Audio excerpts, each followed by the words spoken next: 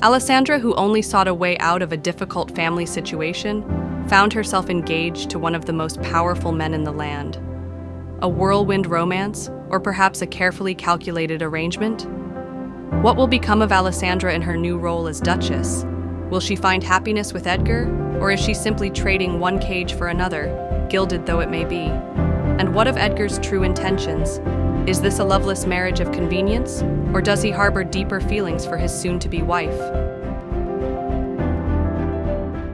I wonder what Father would say.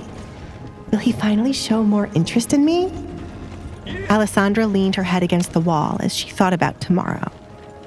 He might try to convince the Duke to marry Kate instead.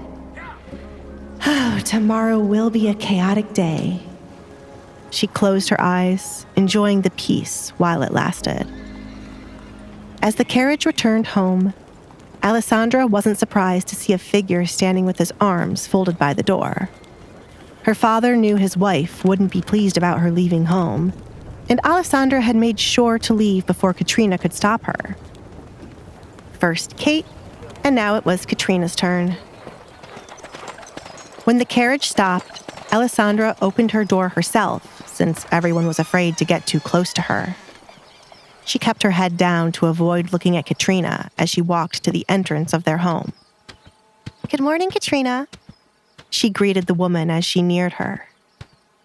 Katrina, on the other hand, did not return the greeting. "Your father must have lost his mind to allow you to leave home. Do the two of you wish to sully this house even more? What would others say if they were to learn that you were riding around amongst them?" I did not leave the carriage, Mother." "Do not call me that. How many times must I tell you that I am not your mother?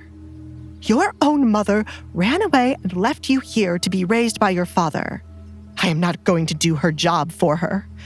Neither you nor your father seems to realize what I have to put up with a person like you. I made it clear you should not be seen."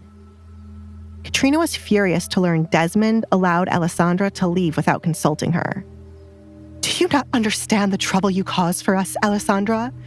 Our reputation almost hit rock bottom because of that incident.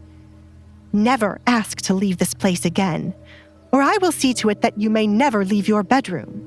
Just the sight of you infuriates me. Why on earth couldn't you have followed your mother?" I'm sorry," Alessandra apologized with her head still low. "Get back to your room. Your presence drains my mood, and I am tired of seeing those masks. I cannot wait for the day you shall no longer be here. I hope you enjoyed your day out, since it will never happen again." "Ridiculous," Katrina muttered, turning her back on Alessandra to leave. Alessandra touched her mask, making sure it was still in place. "She speaks as if they weren't a part of why I wear it." One of the things Alessandra hated was how she had to act timid around her family. She found it best to pretend to be that way and take their scolding, but having to be that way was irritating. The second thing she hated was Katrina's need to constantly bring up her mother who ran away from her marriage. Katrina was speaking based on what her husband wanted her to hear, and not the entire truth.